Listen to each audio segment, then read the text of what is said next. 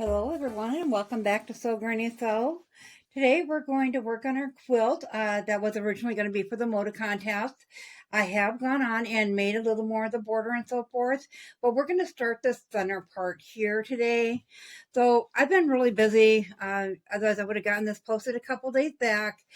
I had opened my bottom cupboard, which is all solids, to get out a piece that we're going to use for the background of this middle section. And I ended up with a floor full of solid fabric. So I had to go through and I wrapped them up all in comic book boards. This is what they look like, the package that comes in it. They are certified acid free. So it works great for putting your fabric on if you're not familiar with them. They're just pieces of cardboard. They're 7 by 10.5. But it helps a lot, as you can see in this photo here, once I got it all organized. But yeah, so if you haven't used these before, I would give them a try. One other thing I wanted to show you before we get started, and I don't know if you've seen this before, you could possibly have come by it, but this is a project tracker that Moda has a link for. I found mine through Back Quarter Shop, but they do come in really handy. In the end, I mean, once you get it all filled out and stuff, you can kind of keep track of what you have into the quilt, what fabrics you use, and so forth. So I will leave the link for that in the description box below. For those who are just joining in, I had designed this quilt for that Moda contest, but I ran out of time. I knew I couldn't get a quilt done in 10 days from start to finish, especially since all these squares are 2.5-inch squares, as you can see here. So I got this bottom one done, which is 5 sections of 6, as I showed in the last video. I will also link that in the description below in case you have not seen the first part. It's all sewn together and ironed. Then I was worried because the other half, if you're not familiar with the Moda fabric, it comes with 4 different designs on each width of fabric. So all the way through the fabric, you have 4 different designs. So that's like 10.5-inch each. So this one has this and then that one there as well. So 9.5 yards by the time we're done into this border. And I was still going to run a little shy of this kind, so I thought, well, I'll make the sides this kind. But I was really concerned that there wasn't enough contrast in them. So I cut the little pieces of the half-yard bundle apart, and I just used that fabric and tried a little bit.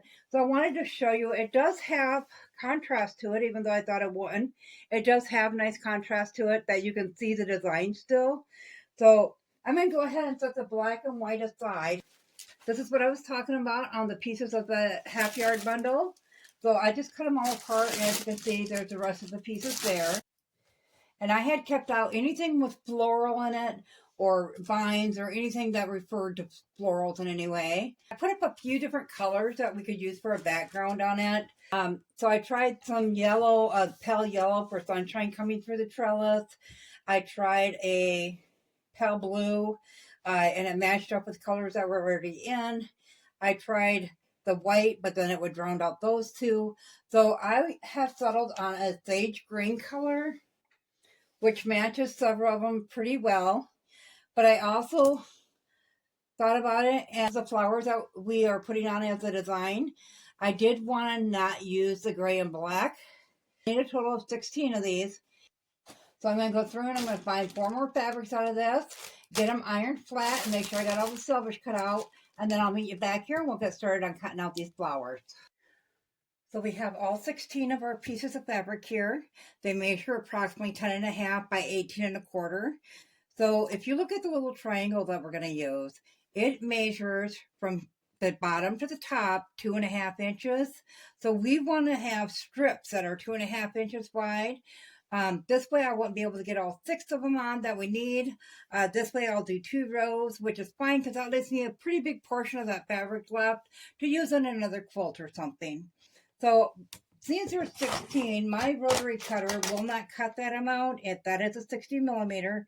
So I'm going to take about half of them and set them aside, and we'll work with half at a time. And we will line up our ruler with this end, making sure we got a nice straight edge to start with.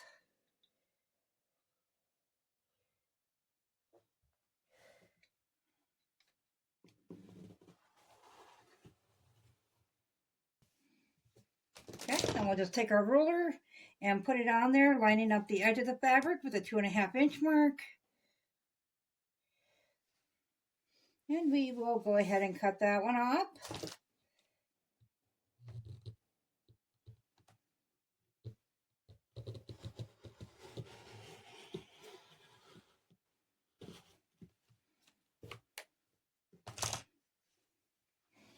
And then we need one more just like that.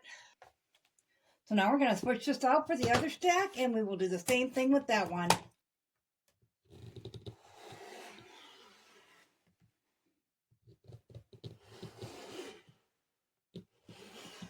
Now that we have our strips cut, this is what we'll be making. However, if you want to round off the corners, you can certainly do that. I'm going to grab another little template of the circle one, and I will round off the corners once I get them sewed together as such. So we'll separate them out here. And once again, we'll take about half the stack. Maybe, I'm going to go a little bit less this time because the one was still a little hard to cut. So then you're just going to put your triangle down and line up your edges. And we'll cut this side.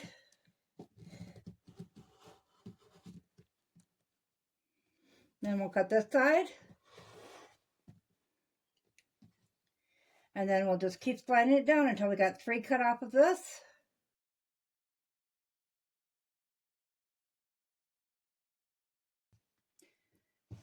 And then we'll just keep picking up our stack and working our way through both of these stacks. So I'll get them all cut out and I will meet you back here.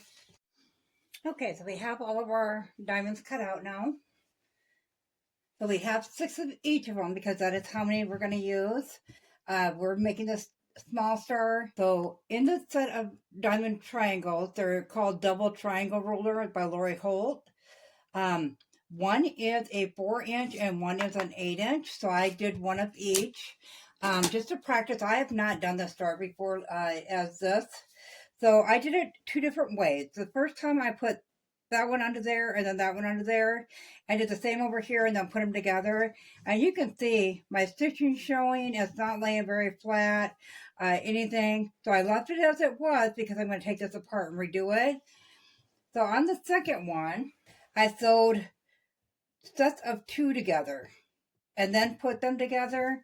And it turned out rather nice. I still got to figure out how to get this to lay a little bit flatter on the back. As I said, I'm new to this also. So what we're going to do is, if you want, you could use one color or you can add a second color and alternate, or a third color, however you want to do it. You can make it all different colors. So we're going to just put up sets of 2 together like this.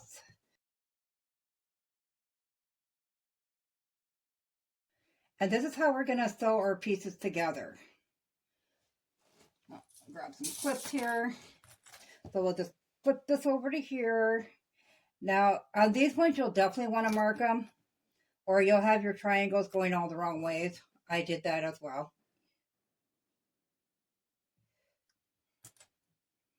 So I just flipped on the side that we're going to be sewing on.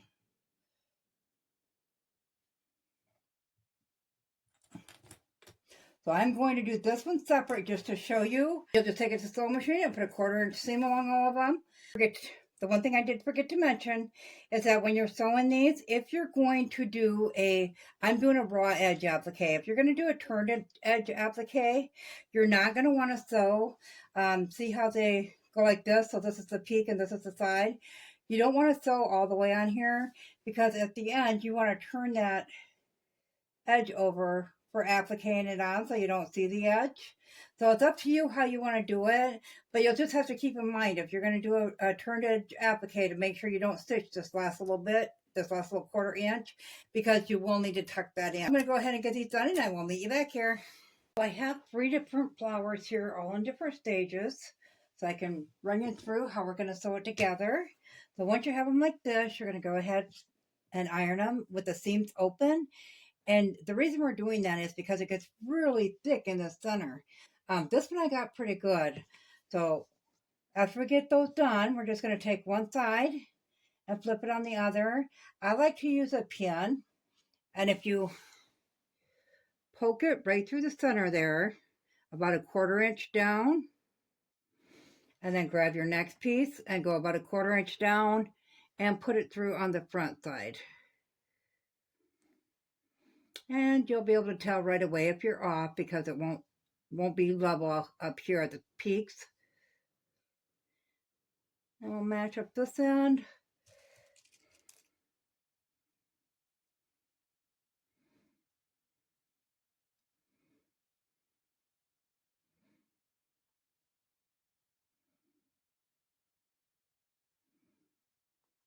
Okay.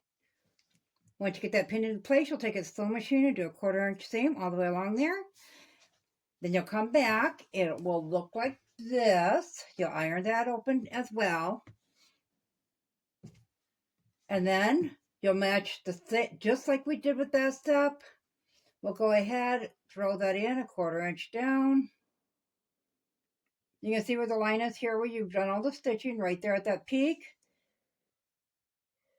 You want to put your pin right there. Bring that out to meet one end. Pin that into place.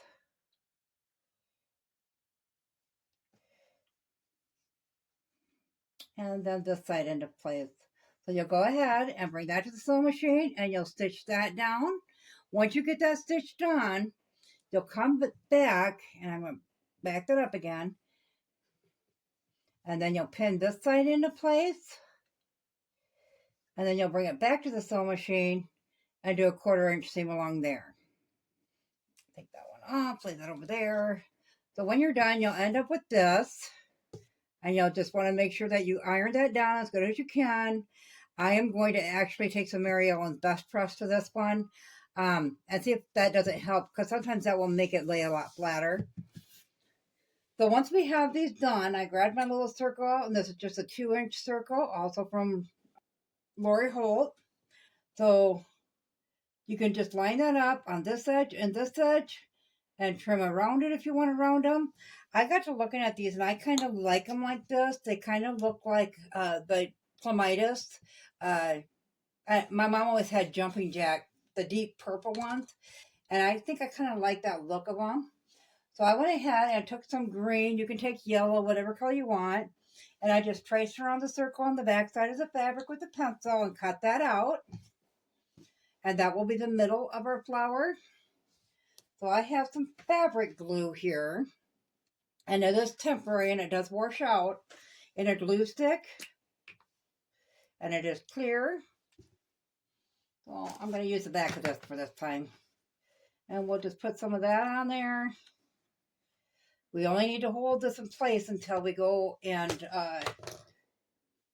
till we applique it. So I'm going to try to get that centered the best I can. Put that on there, and then I will set this one aside and continue working until I have all 18 done. Then I will meet you back here next time. We're going to go ahead and get our background fabric cut down, and it needs to measure finished at 40 by 40 to fit inside of our borders we're creating. So we're going to cut that a little bit bigger, so we'll probably go with the 42, 44, whatever width it is, and go with that same measurement for the length. So we'll get that ironed up in the meantime, and I'll meet you back here, and we'll take care of the background, and we'll start attaching the flowers, the leaves, the stems, whatever else we want to applique on it. So let me know in the comments below, guys, if you've ever done the stars. If you have any tips or tricks for us that are new to it, we'd greatly appreciate that. As always, guys, if you found this video useful, go ahead and give it a big thumbs up. It really helps our channel grow. If you haven't subscribed yet, go ahead and hit that subscribe button, because we'd love to have you here at Sew Granny Sew. Thanks all. Have a great day. Bye.